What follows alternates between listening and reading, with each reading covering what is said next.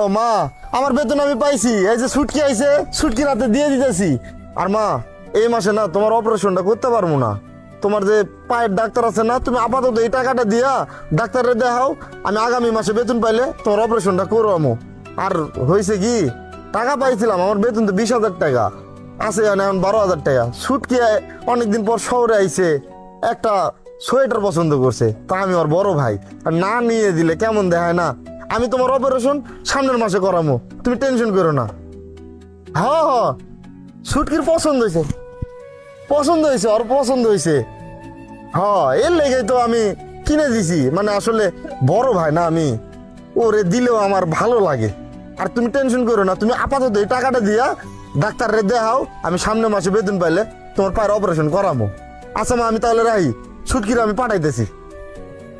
আচ্ছা ভাইয়া, এখন কথা কই, আমি যে এই সোয়েটারটা কিনলাম, আমি কি এই সোয়েটার কিনা ভুল করছি? দূর পাগলি, তোর পছন্দ হয়েছে, আর আমি তোর বড় ভাই, আমি না নিয়ে দিয়ে পারি। মায়ের অপারেশন সামনের মাসে করাবো, তুই টেনশন নিস না। আর যে টাকাটা দিছি না, এটা ভালো মতো নিয়ে যা, শহরের অবস্থা কিন্তু ভালো না, ব্যাগের থেকে কিন্তু বাইর করবি না।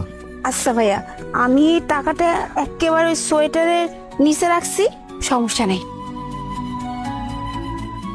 স্যার আসসালামু আলাইকুম।